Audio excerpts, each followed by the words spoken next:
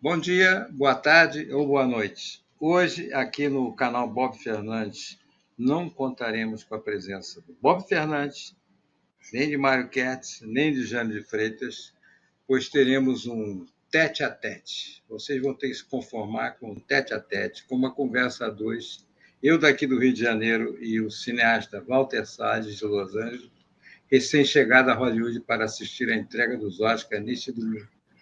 Por conta de seu aclamado filme Ainda Estou Aqui, que é candidata a 3 estatuetas, sendo uma delas a categoria de melhor atriz para Fernanda Torres, que só faltou chover nas dezenas de talk shows a que compareceu nas últimas semanas. E se choveu foi em algum que eu não vi. Valtinho, essa é a segunda vez que você concorre ao Oscar e a outra foi o Central do Brasil, eu creio que há 27 anos atrás, né? Como é que está?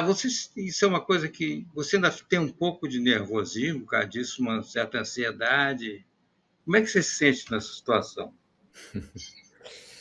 Sérgio, bom, primeiro queria falar da alegria de estar conversando com você e eu vou voltar para conversar com o Bob Fernandes, com todo mundo na próxima vez.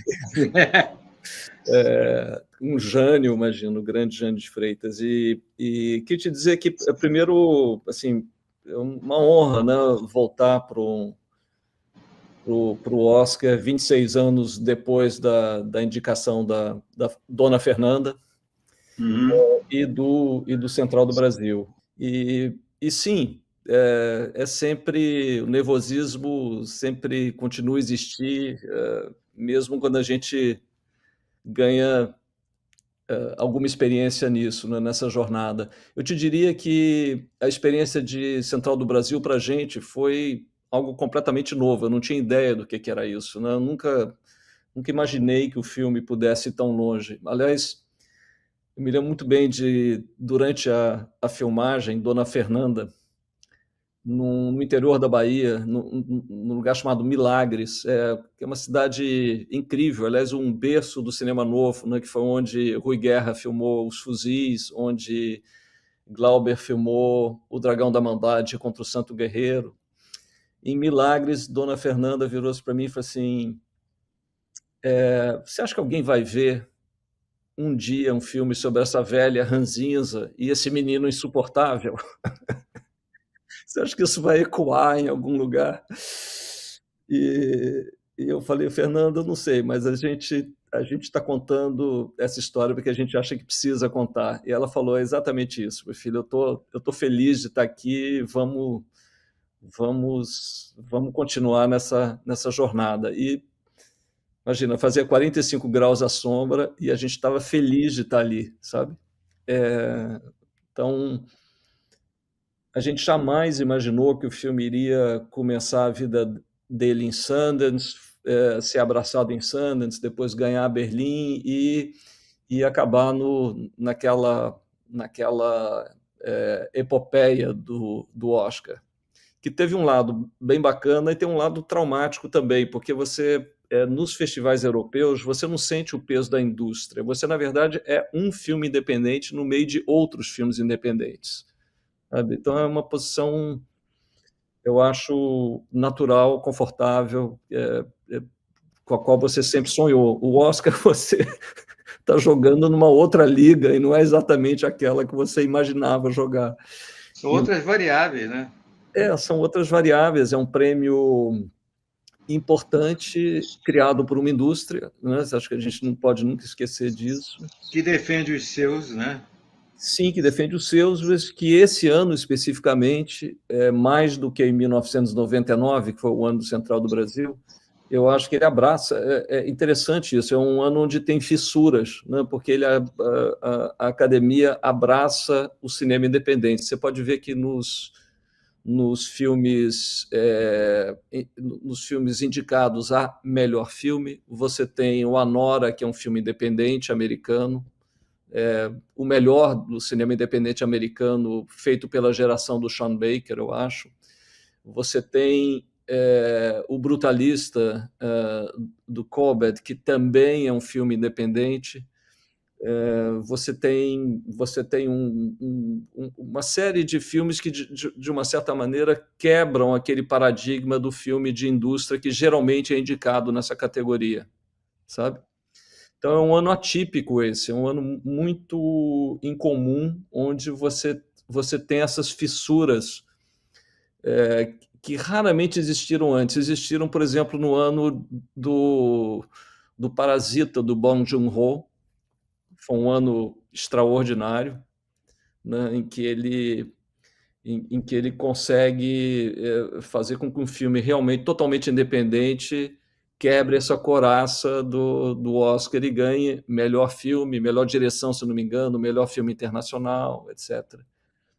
E depois o Cuarón, o, o querido Alfonso Cuarón com Roma, um filme muito pessoal, um filme em que ele revisita as memórias de infância que ele tinha, e aquele filme ecoa também a ponto dele ganhar, se eu não me engano, melhor direção naquele ano e melhor filme internacional, e múltiplas indicações. Então esse é um ano um pouco nessa mesma linha do que a gente começou a ver de uma década para cá, em que você tem mais filmes independentes entrando ou sendo reconhecidos em melhor filme. Agora, Valtinho, qual foi você, quando estava fazendo o filme, inclusive eu até acompanhei não as filmagens em si, mas o entorno delas, porque a gente se encontrava quase toda semana, né? E você dizia, amanhã tem que às 6 horas da manhã começar a filmar, vou para Urca amanhã de manhã. Mas você tinha algum feeling de que o filme podia ser o que acabou ficando? Não, assim, 10% só de nada. Não, nada. No início, nada. Eu acho que nós fomos guiados pelo fato de que a gente tinha que contar aquela história, que a gente não poderia deixar de contar essa história, sabe? E eu acho que isso se deve muito ao impacto que o livro do Marcelo Rubens Paiva gerou quando eu o li, né? Ao mesmo tempo, ele me projeta nos anos 70 e me faz reviver memórias pessoais que eu tinha com a família do Marcelo. Eu sou muito amigo da irmã dele, da Nalu, e tenho uma profunda admiração pela família como um todo. Gosto muito das quatro irmãs de Marcelo, dele. Conheci Rubens, conheci Eunice Paiva. Então, o livro me permitiu acessar essas memórias que eu guardava lá no fundo, sabe? Como adolescente que eu era. E, por outro lado, ele permite mergulhar num, numa história cujas camadas eu conheci em parte, mas não todas. Por exemplo, a trajetória de Eunice Paiva, a reinvenção de Eunice, a forma com que ela decide não se dobrar a um ato de extraordinária violência de um Estado autoritário e reagir, criar formas de resistência. Aquilo, narrado pelo Marcelo, aquilo ganha uma dimensão que eu imaginava, mas que eu não entendi, eu jamais tinha entendido como dizer, a dimensão daquilo que tinha acontecido, sabe? E é a partir daquele livro que surge o projeto e o desejo de contar essa história, e eu acho que todo mundo se apaixonou por isso. Eu acho que nós todos nos enamoramos dessa possibilidade de contar essa história. E a última coisa que a gente pensou é onde é que ele iria estrear, se ele iria encontrar um público de novo na experiência coletiva de cinema que acabou acontecendo, que esse eu já acho um dos maiores milagres. A Nanda também acha isso, né? Quer dizer, o fato desse filme ter sido abraçado pelo público, para nós é o maior presente que a gente podia pensar, sabe? Agora, isso não fazia parte da equação inicial. A gente nunca achou que isso pudesse ser possível, sabe? Ou melhor, a gente nunca se perguntou isso. Ou seja, eu acho que toda vez que você pensa naquilo que pode acontecer com o filme, costuma dar errado, Sérgio. E toda vez em que você faz um filme pelas razões, eu acho, próximas do coração, você faz porque você sente que não dá para não contar essa história, sabe? Eu acho que as chances daquela história ecoar um pouco mais longe se tornam realmente palpáveis, e foi o que aconteceu com o filme. Agora, Valtinho, voltando a. Eu queria ver como é que você vê a sua inserção, a inserção do seu filme no cinema político latino-americano e, especificamente, numa linha de filmes políticos, sociopolíticos do brasileiro, porque eu vejo seu filme assim como, eu não digo anti, que dá a impressão que está do. Mas é um filme que não tem nada a ver com Costa Gavras, entendeu? Não tem nada a ver com Missing, embora conte uma história parecida, que no caso, Jack Lemmon é o pai que vai atrás do filho que foi sequestrado e morto pela ditadura do Pinochet no Chile. E também, a meu ver, se aproxima muito mais do Quando Meus Pais Saíram de Férias, que é um filme que eu gosto muito. Também gosto. E eu queria que você, até mesmo da história oficial. Olha, primeiro eu acho que nenhum filme existe por si só, né? Um filme é grávido de outros filmes ou é grávido de toda uma cinematografia, né? O que o Marcelo oferece no livro é a possibilidade de olhar para a família, quer dizer, olhar para aquele momento da história através do microcosmo da família, né? Você acompanha no livro do Marcelo a reconstrução da trajetória familiar dele ao longo de 3 décadas, e ao mesmo tempo você acompanha a história do país durante aquelas 3 décadas, ou seja, ele oferece a possibilidade de você falar ao mesmo tempo da trajetória pessoal, a da família, e da trajetória coletiva do país. E foi isso que me interessou contar, né? É a combinação dessas duas vertentes que, na verdade, arquitetam o filme. Isso o aproxima de outros filmes feitos lá atrás, também vistos pelo microcosmo da família, né? Você falou na história oficial, eu acho que essa correlação existe claramente. Outro filme que eu gosto muito é o 1985, do Santiago Mitre. E interessantemente, ele também foca na família do procurador, né? E no filho do procurador, da mulher e tal, são elementos daquela história que nos aproximam, que nos fazem, na verdade, entrar. O Peter Brook, o diretor de teatro, dizia que aquilo que tem a ver com o dia a dia, com aquilo que ele chama de ordinary, né? Aquilo que é trivial. Cotidiano, né? O cotidiano é aquilo que te permite entrar na história, né? É aquilo que te comove, na verdade, aquilo que te traz para dentro. E o Peter Brook diz que o mito, aquilo que tem a ver com um coletivo, é aquilo que te transporta, sabe?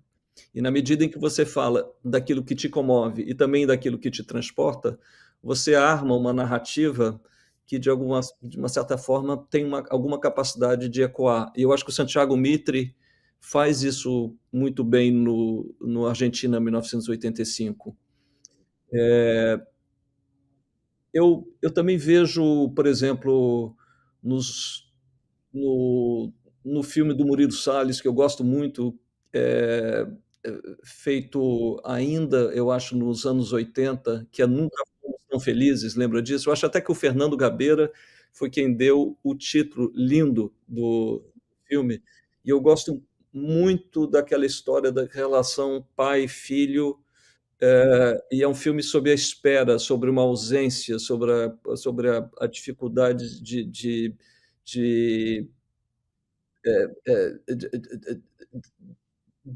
fazer sentido de uma história que se desfaz mesmo, né, por causa daquele regime militar. É um filme que a gente fala pouco e eu acho que é um extraordinário filme esse do Murilo Salles. O filme do Mitre, para nós, é uma fantasia utópica, né? Porque os militares foram punidos. Então, a gente fica olhando aquilo como se fosse um science fiction, quase.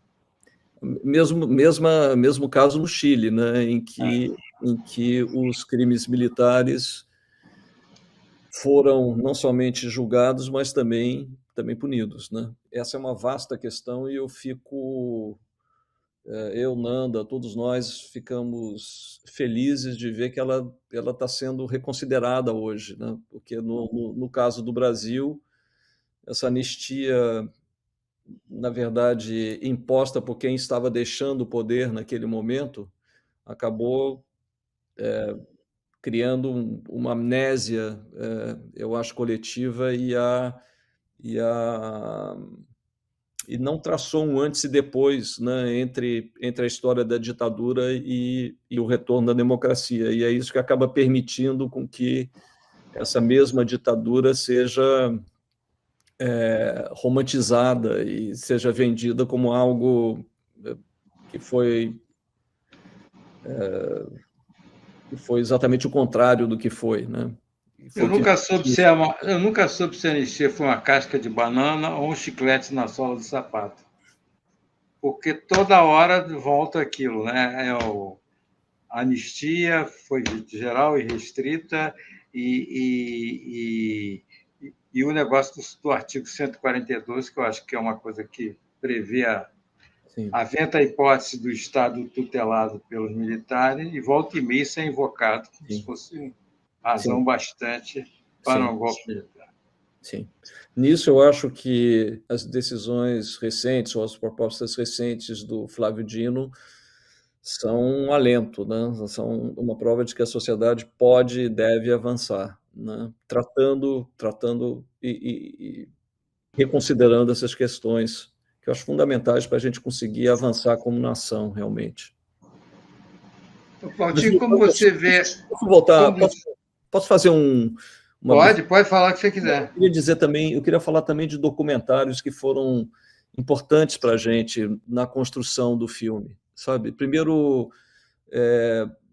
documentários sobre a questão dos desaparecidos. Então, os documentários do Patrício Guzmán no Chile, ele tem uma trilogia sobre essa questão que é absolutamente deslumbrante e eu voltei a esses documentários antes de fazer o filme e, de alguma forma, eles me ajudaram e ajudaram o Murilo Hauser a texturizar o roteiro do filme, sabe? Depois você tem 2 documentários brasileiros que eu gosto muito e que também foram importantes para a gente. Um deles se chama Fico Te Devendo uma Carta do Brasil, da Carol Benjamin, e é um filme sobre uma relação pai-filha, que eu acho de uma profunda beleza, delicadeza e com uma pesquisa histórica também incrível. E esse filme, assim como um outro documentário chamado Os 70, de Emília Silveira, foram filmes importantes para a gente, sabe? Então, novamente, um filme é grávido de toda uma cinematografia, né? E no nosso caso, eu acho que ele é um filme que incorpora o que a gente sentiu vendo todos esses filmes que a gente citou aqui nessa nossa conversa. O Valtinho, como é que você vê a representação das ditaduras ou dos regimes de força ou regimes autoritários no cinema latino-americano? Assim, alguma coisa que te marcaram muito, ou até eventualmente até ilustraram melhor a sua compreensão daquele período, daquelas situações? Olha, primeiro vamos falar de Chile e Argentina, né? Eu acho que, novamente, voltando ao Patrício Guzmán, desde a Batalha do Chile, Patrício Guzmán nos oferece um relato extraordinário primeiro, sobre o golpe Batalha. pinochetista Batalha do Chile. Na Batalha do Chile, que é um filme extraordinário, né, feito com a câmera no punho e a flor da pele, e acho que é um dos mais extraordinários documentários da história do cinema, não só da história do cinema latino-americano, sabe? Gosto muito dos dois primeiros filmes do Larraín sobre essa questão, e também gosto do No, o filme com Gael García Bernal, em que ele fala sobre a virada justamente nas urnas, né, feita um pouco mais à frente no Chile, mas que demarca o retorno à democracia chilena. Acho que o Larraín tratou muito bem disso também lá. Acho que o cinema argentino vem de todo um tem todo uma visão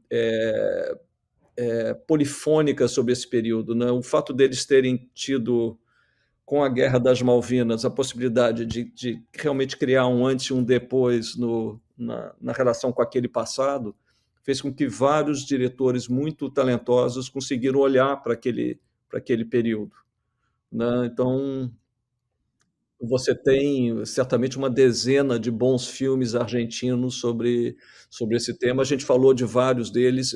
Me lembro também do filme do Trapeiro, cujo nome me escapa agora, mas que é também Aquele da família que aquele viaja. da família de novo, né? Então, novamente é sobre a ótica de uma família, mas totalmente diferente do Ainda Estou Aqui, mas um filme também feito à flor da pele, que eu acho que retrata muito bem aquele período. Então, acho que foi esse cinema feito numa época em que houve um retorno à democracia permite olhar para aquele passado com muita, eu acho, a partir de muitos pontos de vista. Eu acho que é um cinema que retratou muito bem aquele período, o cinema argentino. Eu também acho que no Brasil, você tem até durante um período de censura uma capacidade de falar indiretamente daquilo, né? O Pra Frente Brasil procura achar uma forma de falar daquilo mesmo no momento em que não é possível falar daquele tema, sabe, abertamente. E acho que você tem mais recentemente filmes, o filme do Wagner Moura, por exemplo, que é sobre a linha de frente, né, quando ele faz o Marighella. Acho que é um filme feito com integridade, sabe, um filme feito com com uma compreensão do período e do que foi aquele momento, que me pareceu também muito bem arquitetado, vigoroso, bem atuado, sabe? Eu gosto muito de Seu Jorge como ator, aliás. Acho que ele está muito, muito bem no filme. Acho que esse é um período que a gente não visitou tanto quanto deveríamos ter visitado, e por isso eu vejo com bons olhos também o fato de que tem vários diretores olhando para esse período, e gente tão talentosa quanto o Kleber Mendonça, né, que está terminando a montagem de um filme chamado O Agente Secreto, com o Wagner, aliás, como ator. E eu sou fã do Kleber, acho que ele é um diretor de mão cheia. Acho que O Som ao Redor é um extraordinário filme. Eu gosto de toda a sua cinematografia. Retratos Fantasmas também eu adorei no ano passado, e estou com grande expectativa em relação ao Agente Secreto, que é o nome desse novo filme. Acho que a gente não tratou desse período tanto quanto deveria, mas acho que a gente está começando a fazê-lo. E você também, como produtor, você, vamos dizer, patrocinou ou abriu caminho, facilitou a vida de vários cineastas novos, da nova geração, que estão construindo essa nova renascença do cinema brasileiro. Inclusive o Karim Ainuz, o próprio o Eric Rocha, o Kleber Mendonça Filho, que você citou também. Essa nova geração é incrível, né? Sim, então, eu acho que o Kaká dizia, o Kaká Diegues, nosso querido Kaká Diegues, mestre e botafoguense, ele dizia uma coisa toda vez que que o cinema brasileiro parava por alguma razão imposta por uma razão econômica ou uma razão política, ele dizia, olha, serão anos de silêncio, mas serão breves, porque o Brasil tem uma grande intuição para cinema. O Brasil é um país com uma enorme intuição para cinema. E aí ele lembrava que apenas 2 anos após a criação né, do cinematógrafo que os irmãos Lumière criaram, da máquina de filmar, apenas 2 ou 3 anos depois você teve os Irmãos Segreto, que filmaram a entrada da Baía de Guanabara. É um filme que foi perdido depois, a gente, se eu não me engano, a gente não tem acesso a essas imagens, mas foram feitas muito rapidamente, né? O cinema chegou cedo ao Brasil. Chegou cedo ao Brasil, e em 1909, por exemplo, foram feitos entre documentários, primeiros filmes, curtas, filmes de ficção e tal. Eu, se não me engano, tem mais de 100 filmes, congregando todas essas formas de expressão, mais de 100 filmes feitos em 1909. É um número incomensurável de filmes. A Cinelândia é a prova viva dessa rapidez, né? Um lugar no centro da cidade que era repleto de cinemas no centro do Rio de Janeiro. Então, voltando à tua pergunta, eu acho que tem uma intuição grande para cinema e eu fico... eu acho que os cineastas que você citou são todos, assim, cineastas de ponta, seriam cineastas de ponta em qualquer país do mundo, né? Eu tenho uma admiração muito grande por todos eles, então poderia falar durante bastante tempo de todos. O que a gente não tem no Brasil, na verdade, é continuidade, porque talento tem um talento enorme para cinema, novas realizadoras também surgindo em todo o canto do Brasil. Eu sou um fã, por exemplo, de tudo que se faz em Pernambuco hoje. Pouco tempo, o Gabriel Mascaro, há 2 semanas, ganhou o 2º prêmio em Berlim com um filme chamado O Último Azul. Eu considero o Mascaro um cineasta talentosíssimo, entende? Acabou de ser premiado em Berlim. O grupo de Contagem, em Minas Gerais, o cinema de plástico, sabe? É um grupo com uma série de cineastas de extremo talento também, sabe? Então você vê que em pontos específicos do Brasil, o que não falta é talento, o que falta é continuidade, é a gente ter formas de poder tornar esses filmes possíveis e acessíveis também, né? E para isso, eu acho que isso passa, entre outras coisas, pela regulamentação do streaming, que no Brasil inexiste. Não, você pega, por exemplo, o caso francês, o Centro Nacional de Cinematografia Francesa regulamentou o streaming e os canais de streaming são obrigados a financiar uma percentagem de primeiros filmes, de segundos filmes, são obrigados a respeitar os direitos desses autores quando os filmes passam nos seus próprios canais. Enfim, é uma conversa longa essa da regulamentação, mas eu acho que ela é fundamental para a existência de uma cinematografia hoje, né? Já que nós estamos num mundo onde você tem 200, 300 opções de canais o tempo inteiro. Se você não regulamentar isso, não há como assegurar a sobrevivência do cinema em sala. Então, essa questão me parece fundamental.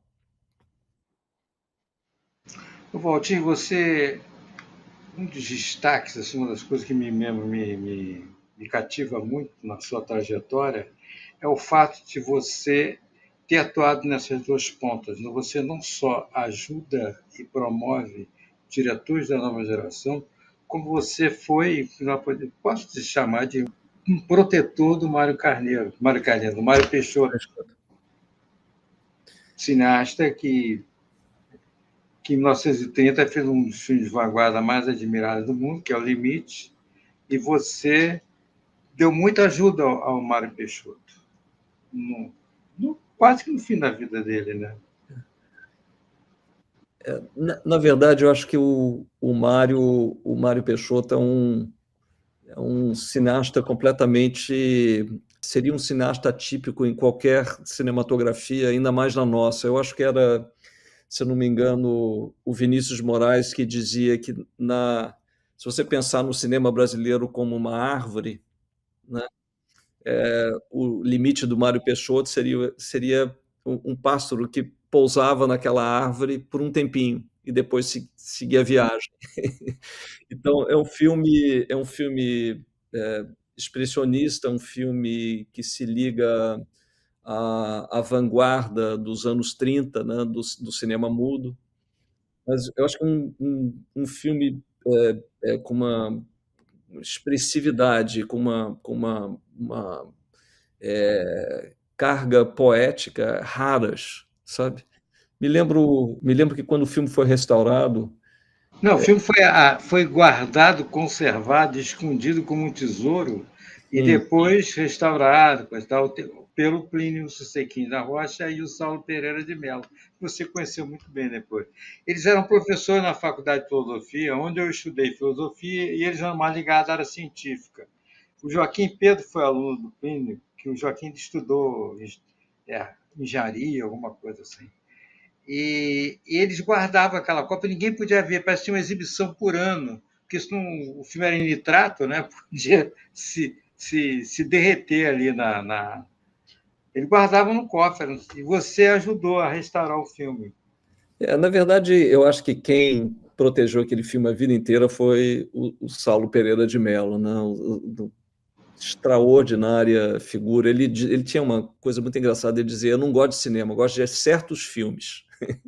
No fundo, ele adorava cinema, entendia profundamente o que era cinema, mas ele adorava King Vidor, mas ele gostava, sobretudo, de cinema mudo, e ele dizia que Limite, na verdade, tinha primos, que ele não tinha irmãos, que ele não tinha pais, mas é um filme que tinha primos, entre os quais alguns filmes do Eisenstein, por exemplo, falava do King Vidor, falava meu Deus, de Ordet. Do Dreyer. Do Dreyer, mas mais do que do Ordet, falava do Joana d'Arc, do Dreyer. E falava que os closes do Joana d'Arc, assim como os closes de Limite, eram os closes mais extraordinários da história de cinema. Depois ele juntava, nos bons dias ele trazia o Chaplin também. E aceitava o fato de que os closes do Luzes da Cidade também traziam isso. Acho que a Falconete, que era a Joana d'Arc, do filme do Dreyer, ela esteve aqui no Rio, mas na época que o Orson Welles filmou aqui o It's All True. E, se eu não me engano, o Vinícius fez uma sessão para o Orson Welles do Limite, e a Falconete estava nessa sessão. Eu não sabia disso. Ela estava aqui. Eu me lembro que o Dreyer fazia ela se ajoelhar, eu acho que em milho, né, durante caroço de milho, caroço de milho antes de filmar, para ter aquele sentido de ausência que ela tinha durante o filme, aquele grau de concentração, de imersão, né, êxtase religioso também. É uma das mais extraordinárias interpretações da história do cinema, mas foi tão traumático que ela jamais fez um segundo filme. Ela se recusou a fazer um segundo filme. Mas voltando ao limite, eu acho que o filme só existe pelo esse personagem extraordinário que era o Saulo Pereira de Mello. E as pessoas que se encantaram tanto pelo filme quanto pelo Mário. Entre eles o Rui Solberg, né? Cineasta e botafoguense também, e foi quem, na verdade, apoiou o Mário durante a maior parte da vida dele e entendeu também a dimensão de limite. Eu acho que... Um comentário sobre ele, né? Sim, sim, exatamente. São das melhores imagens que a gente tem é um Mário contando o primeiro plano do que seria a Alma Segundo Salustre, que é um filme que ele jamais pôde fazer. Mas a descrição do que seria o primeiro plano já é tão extraordinário, porque ele te transporta para aquilo, sabe? Ele te transporta para de repente você está no meio daquela história, você está junto com aqueles personagens, é uma das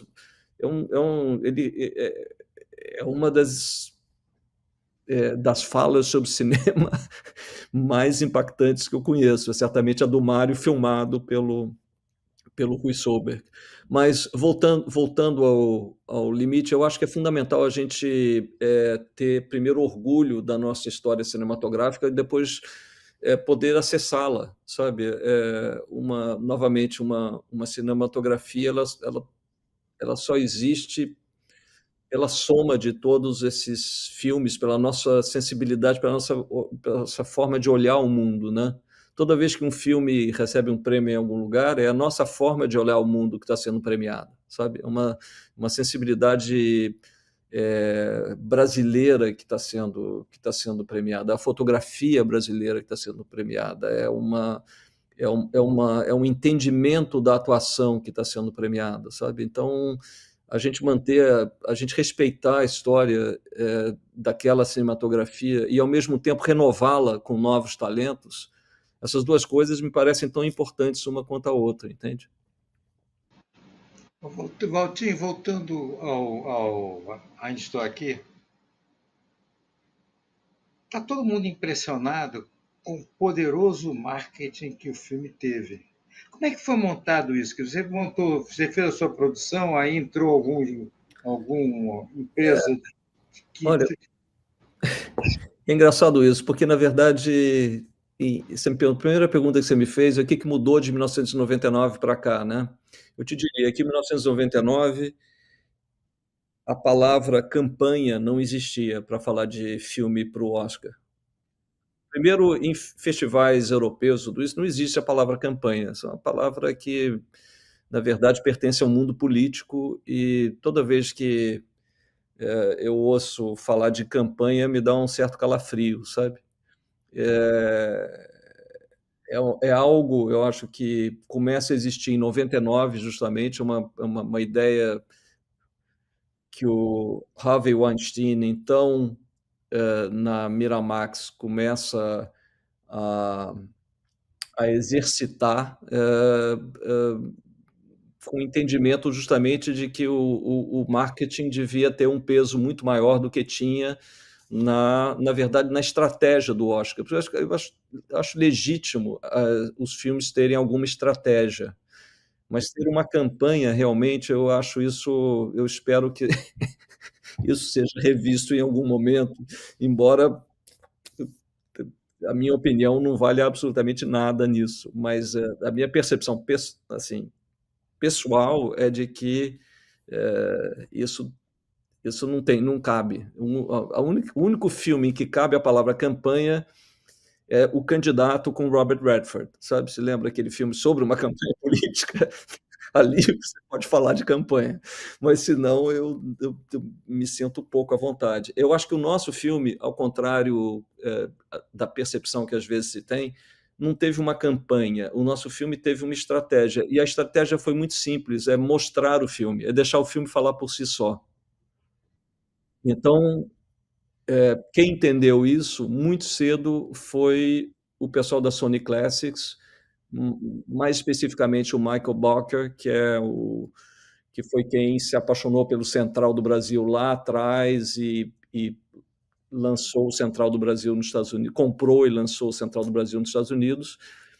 E eu gosto dessa ideia de trabalhar em família, sabe? Então, quando o filme ficou pronto, o Michael foi o primeiro a ver o filme. Ele falou assim: eu quero o filme. Eu quero o filme para os Estados Unidos, para o Canadá, para Portugal. Ele comprou vários territórios do filme. E a percepção dele desde o início batia com a nossa, era a mesma que a nossa. É o seguinte, é que não precisa de cartaz. A gente está em Los Angeles, não tem um cartaz do filme na cidade. Tem de muitos outros candidatos, mas não tem um cartaz do nosso filme. Não, não tem, como é que chama isso? Comerciais de televisão, que são comuns nos Estados Unidos, né? Tem muito comercial de televisão. Uns spots, né? Não tem página comprada em revista especializada dizendo vote nesse filme para sua consideração. Não tem nada disso. A única coisa que teve foi o convite para as pessoas verem os filmes em sala. E aí nós, Nanda e eu, fizemos mais de 100 debates depois dessas projeções com o público em geral e membros da academia que se misturavam ao público, por exemplo, de festivais, né? Uma das razões pelas quais a Nanda, eu acho, ganhou o Globo de Ouro foi o fato de que a gente foi a mais de 30 festivais, mundo afora, 30 ou 40 festivais, fazendo debates depois das projeções, e muitos dos jornalistas que faziam as perguntas eram votantes do Globo de Ouro, entende? Então, não é bem uma campanha, foi a gente abraçou o filme, abraçou os festivais como sendo os porta-vozes do filme, e acreditamos que o boca a boca era a melhor forma desse filme se expressar no mundo, entende? Em vez de gastar dinheiro com cartaz, com comunicação, com tudo isso, a Sony Classics não fez nada disso. A Sony Classics convidou as pessoas a verem o filme e depois eles lançaram o filme na hora certa, porque isso também é fundamental. Esse timing, aí sim, eu acho que traduz uma estratégia inteligente, sabe? 3 semanas antes da votação, eles lançaram o filme nos Estados Unidos, permitindo que o boca a boca se criasse e os votantes tivessem a possibilidade não de ver o filme numa telinha pequenininha, mas de verem o filme na sala de cinema, né? Quem é votante da academia, os 6.500 votantes da academia que moram nos Estados Unidos, um total de 9.500, eles têm uma carteirinha dando acesso aos filmes que estão indicados ao Oscar. E o fato do filme estar nas salas, eu acho que nos ajudou, porque as pessoas puderam ver o filme coletivamente. Eu acho que esse é um filme que merece essa possibilidade dele ser compartilhado coletivamente, de você experimentar esse filme coletivamente na sala. Tem uma coisa quase que catártica que acontece na sala de cinema, sabe? Então, qual foi a nossa estratégia? A estratégia foi mostrar o filme. E o que aconteceu no Brasil também, eu acho que o fato do público ter vindo, de gerações diferentes terem vindo para se reencontrar com uma história submersa da história da história do país, né? Isso, e de se verem retratados na tela de cinema, porque também tem isso. O cinema é isso. Eu acho que o eco desse retorno das pessoas da sala de cinema foi fundamental. Eu acho que o público brasileiro é coautor da trajetória desse filme. O público brasileiro ajudou muitíssimo o filme a ter visibilidade, as pessoas entenderem de que ele significava alguma coisa, de que ele era autêntico, de que tinha autenticidade. Porque esse ano é um debate fundamental na academia. O que é autêntico, o que não é, entende? Então tem tudo na trajetória desse filme que eu acho que explica o ponto em que ele está, que é um reconhecimento de que ele conta uma história que aconteceu e que merece ser dividida sabe, compartilhada por mais gente. Essa é a história. Não houve realmente nem a palavra marketing, eu acho que é muito utilizável aqui, sabe? Simplesmente, eu acho que por que a Fernanda é convidada para ir nesses debates e canais, ou na Amanpour e na CNN e tal, porque ela é uma pessoa extremamente inteligente, e o que ela faz no filme é único mesmo, sabe? Acho que tudo aconteceu nesse filme de uma forma orgânica. A força do filme está no respeito que se teve com aquilo, com a essência do próprio filme, sabe? Com o que ele é mesmo. E quão prejudicial foi aquela onda de incêndios? Pegou vocês no meio de exibição de filmes e debates. Essa é uma grande questão. Acho que, na verdade, pegou todos os filmes, né? Nós fomos um dos filmes, e todos os filmes suspenderam as projeções naquele momento. A grande questão é que os filmes não falados em língua inglesa são certamente os últimos a serem acessados, né, pelos votantes aqui nos Estados Unidos. Então, essa é uma grande questão. Esse é um ponto de interrogação em relação a domingo, por exemplo. É quantas pessoas terão efetivamente visto o filme. E é por isso que eu acho que todas as projeções são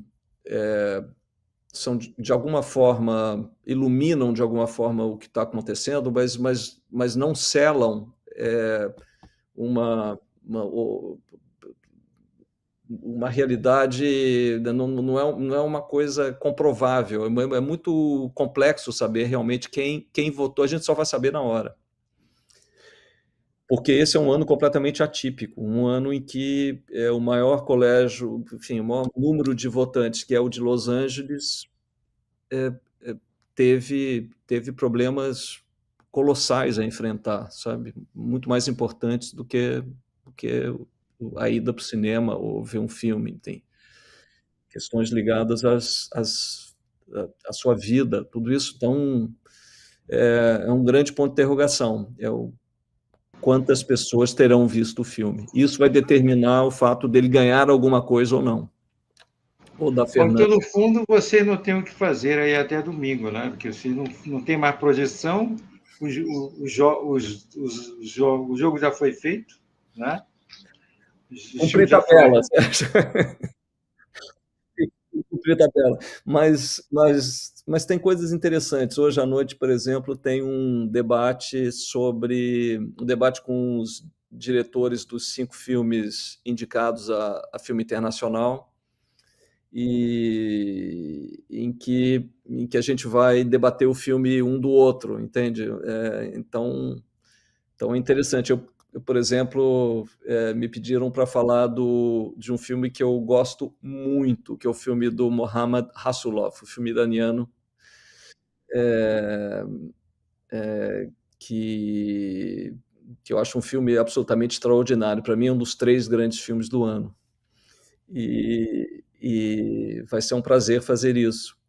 Então, tem uma série de eventos em torno do cinema, e eu acho isso fundamental de acontecer, porque a gente falou de campanha, a gente falou de marketing, tudo isso nos distancia, na verdade, da essência do cinema.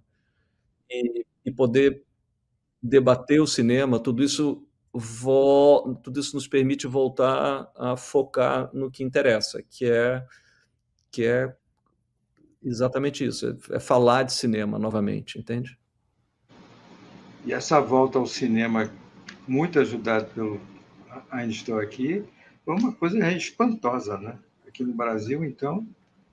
Esse era um ponto de interrogação grande que a gente tinha, né? Porque a gente viveu uma dupla pandemia no Brasil, né? A pandemia propriamente dita. Propriamente dita, e a pandemia de um governo de extrema-direita, negacionista, que não ofereceu vacinas no primeiro momento. O STF teve que entrar para tornar isso possível. Era uma grande dúvida que a gente tinha, e um presente ver que as pessoas estavam voltando e que diversas gerações estavam voltando às salas de cinema para experimentar esse filme coletivamente, né? E muitos revendo, eu sei de pessoas que já vi 3 vezes. Sim, eu acho,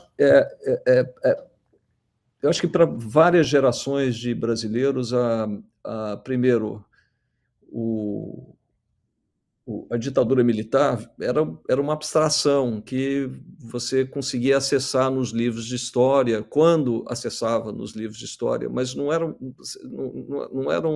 algo concreto, entende? Que você, como é que funcionava aquilo? Fazia tempo que a gente não revisitava aquele período, né? E o filme, através novamente desse ponto de partida genial do Marcelo, que é o do microcosmo da família, ele te permite estar no seio de uma família quando um ato de violência acontece, um ato de violência extremo cometido por um governo autoritário, e você entende o que significa isso, o que significa a ausência de um pai, o que significa a perda, e o que significa essa decisão que Eunice toma, que é de não se dobrar àquele governo, de recusar chorar quando lhe pedem para ser representada daquela forma e sorrir, ao contrário.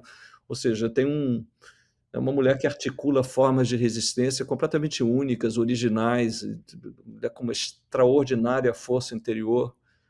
Eu tenho uma admiração sem fim por ela, sabe?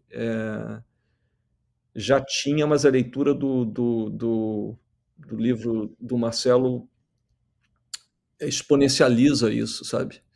E é um livro muito polissêmico, sabe? Se você lê, é um livro sobre memória, é um livro sobre a perda de inocência, já que o ponto de partida é de uma criança de 11 anos que vê essa tragédia familiar acontecer e, a partir daí, começa a pensar, né? É um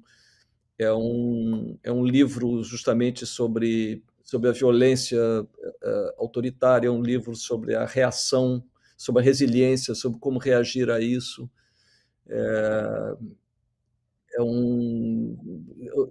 Tem tanto vetores dentro desse livro luminoso do Marcelo, e eu acho que isso acaba se transferindo para o filme, e é por isso que as pessoas veem o filme na segunda vez ou na terceira e geralmente gostam mais do que na primeira.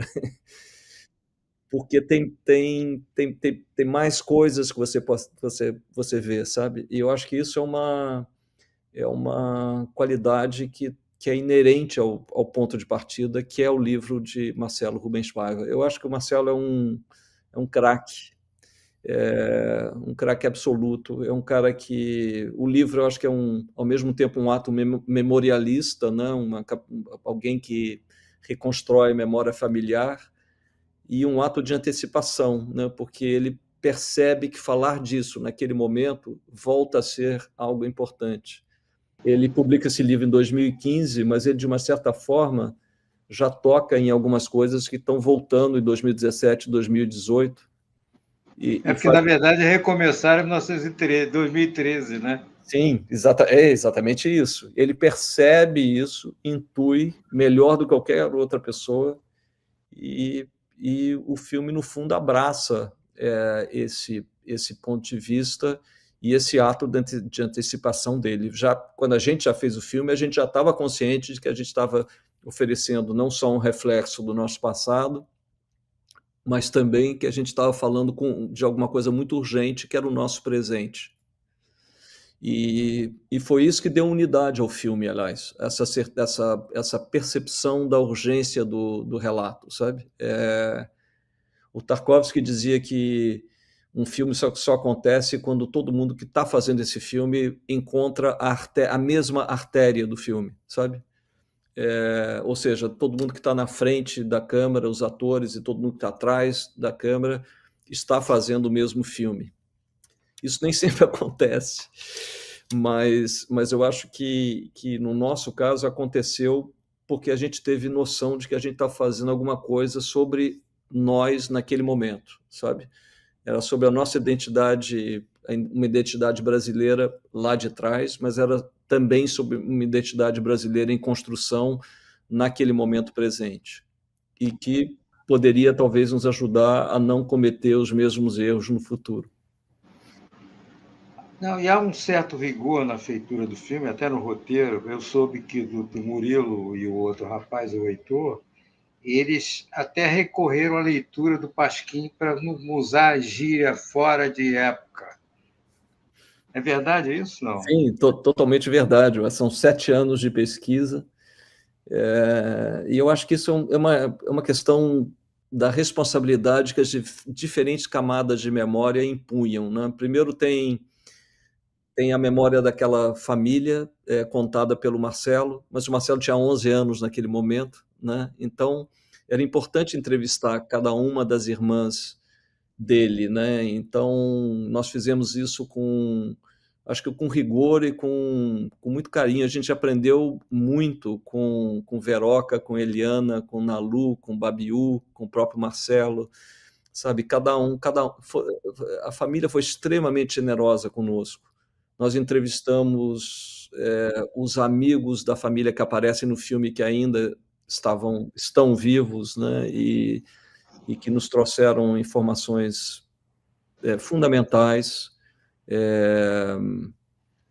Conversei, entre outras, com alguém que você conheceu bem, né? Que você se lembra do Fritz Utzeri, né? Que cobriu o caso do Rubens Paiva tão bem, um extraordinário jornalista do JB, do Jornal do Brasil, no Rio. Ele cobriu o Rio Centro. Exatamente, ele cobriu o Rio Centro, e ele que escreveu o artigo principal em 78 sobre todo o caso Rubens Paiva, né? E a viúva dele foi muito generosa conosco, e nos deu informações valiosas, nos permitiu o acesso ao arquivo que ela tinha, nos mostrou inúmeras fotos. Então foi todo um trabalho de imersão mesmo no período, para tentar retratar os anos 70, os anos 80, os anos 90, de uma forma em que as pessoas se reconhecessem naquele período, entende? Então, retratar um período histórico, eu acho que traz consigo uma responsabilidade de pelo menos você fazer de tudo para tentar oferecer um reflexo onde as pessoas conseguem se reencontrar, entende? Por isso que esse filme demorou tanto para ser feito. Acho que ele demora porque teve essa necessidade de imersão, era muito clara para a gente. E você, no início, contava muito da dificuldade de encontrar uma cidade totalmente diferente, o negócio, você estava em dúvida se achava a casa ou não achava. E foi um período meio complicado para você logo no início, né? Até que as coisas foram se ajeitando e você encontrando um jeitinho, entendeu? E teve a sorte de encontrar. Olha, no início tudo parecia tão difícil que eu cheguei a me perguntar se o filme deveria existir, ou se o filme queria existir, sabe, que essa é uma outra questão. Se a gente não estava, por voluntarismo, tentando empurrar e recriar uma história que talvez não devesse ser recriada. E aí chegou o dia em que as coisas todas caíram no seu devido lugar. A gente encontrou a casa foi fundamental, porque ela era praticamente uma réplica da casa que eu tinha conhecido com 13, 14 anos de idade. Foi a casa onde a gente ensaiou, onde a gente fez os testes de atores, onde a gente fez os testes de câmera, onde a gente, na verdade, trabalhou durante 3, 4 semanas para criar textura naquela família, sabe? E aí entra uma pessoa extraordinária nessa história, que se chama Amanda Gabriel, que foi a preparadora das crianças na família, mas também me ajudou, uma assistente de direção ao longo de tudo isso, uma diretora assistente. Ela foi muito, muito assim, fundamental para dar textura naquela família. Eu pedi para o Murilo e Heitor escreverem cenas que precedessem o início do filme, para que a gente pudesse, na verdade, ensaiar, sem ser com a matéria fílmica em si, mas com aquilo que teria acontecido antes do início do filme, sabe? Então foram criadas cenas para tornar o jogo cênico interessante, para tornar ele possível. E a Nanda foi um primeiro violino extraordinário nisso, não só nessa fase onde ela foi a nossa rainha-mãe ali, a nossa Fala! instigadora, exatamente, a Spala instigadora de tudo, mas ao longo de todo o processo, onde a sua crença no cinema, a sua capacidade de escuta, o seu extraordinário talento, tudo isso permitiu elevar o filme. A Nanda elevou esse filme. E depois que você tem um primeiro violino, é muito mais fácil você, na verdade, trabalhar com o resto da orquestra. E aí também nós tivemos atores que vieram e abraçaram esse filme que são na verdade atores extraordinários que poderiam ser o principal ator de qualquer filme no Brasil e no mundo. E essas pessoas vieram para fazer pequenos papéis aqui e ali. Então foi um filme abraçado por muita generosidade, sabe, de muita gente, por quem eu tenho uma gratidão e uma admiração imensas. O Celta é o próprio Rubem Paz, né? O Celton, eu acho que ele captou bem a alma do Rubens, sabe? É o espírito. Você não conhece, nunca viu foto assim e devia ser assim mesmo, né? Eu acho que tem uma história que eu contava para ele quando eu tinha 13 ou 14 anos, logo no início do tempo que eu passei naquela casa, coincidiu com o Festival Internacional da Canção. E o Rubens botava a criançada inteira dentro imagina, um monte de criança dentro daquele carro que ele tinha, um Opel, botava 10, 12 crianças lá e nos levava para o Festival Internacional da Canção no Maracanãzinho. E ele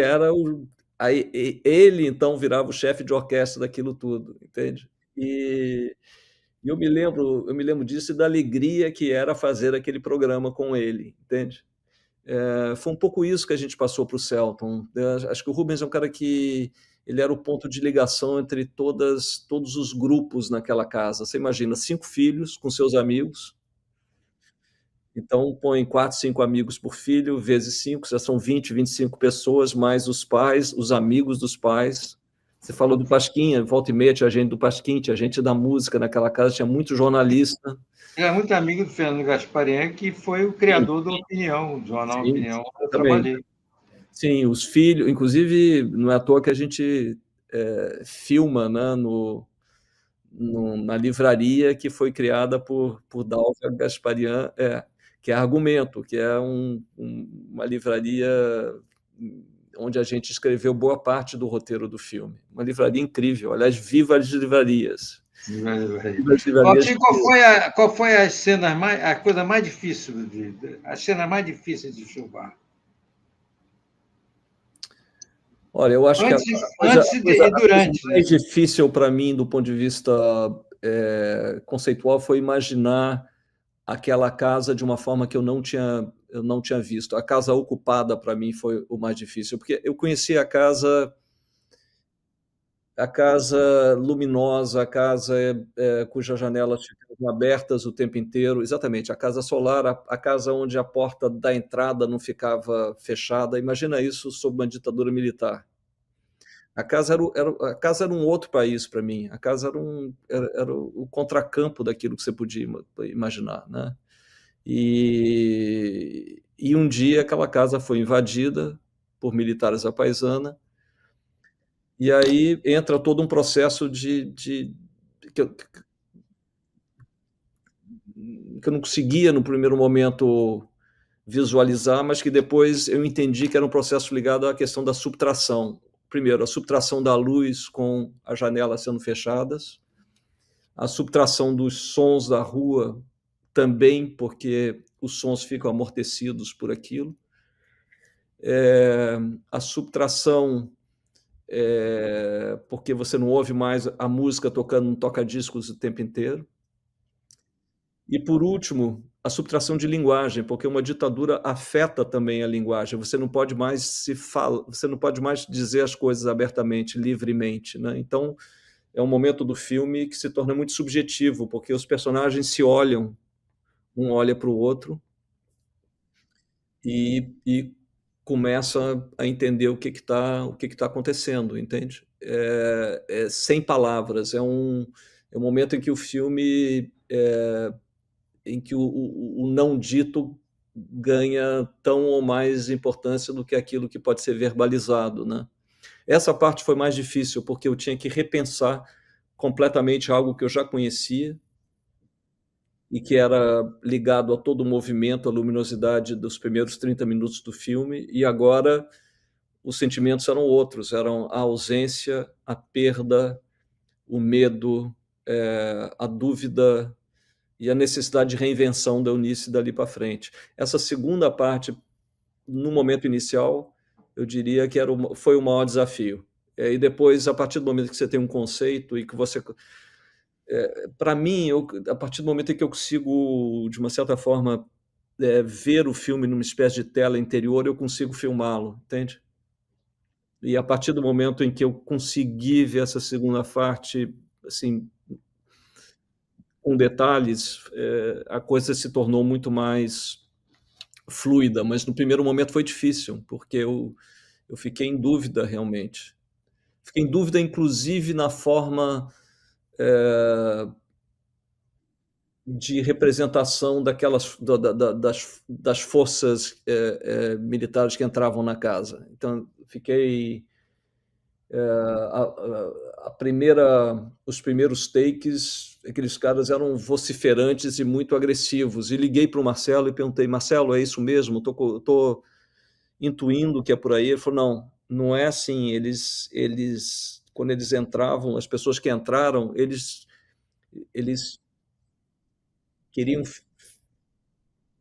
queriam parecer ser outra coisa. Eles pensa como se eles fossem contadores. Eles queriam ser vistos como contadores que invadiam a casa. E que, na verdade... Pesquisadores de IBGE, né?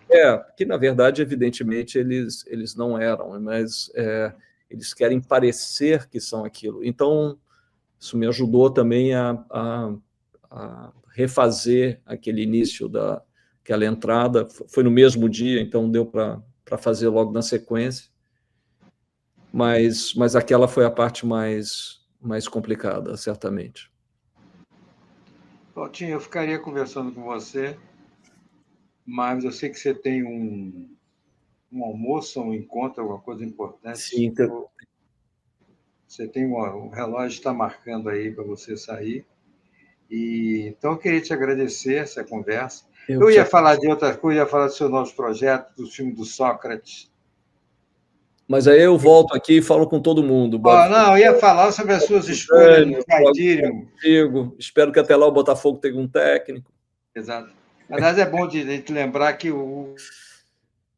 acompanhada foi ao longo da campanha de 23 e entrou pela 24. O sucesso veio junto com a 24. Não, mas o final de 23 foi muito duro. Você começou a filmar em abril, acho que depois, no dia seguinte, no dia anterior, tinha tido um jogo do Botafogo com o Atlético Paranaense, que nós perdemos de 1-0. Sim. Não. Foi um ano complexo aquele. Mas deu tudo certo. Gente, foi uma alegria. Desculpe, eu estou um pouco prolixo, porque eu estou super cansado aqui, então não estou conseguindo ser sintético, mas espero que tenha... maravilha. Gasto. Ótimo. Então, olha, depois eu volto mais descansado e eu tento fazer melhor do que hoje. Não, foi ótimo. Gente, obrigado eu.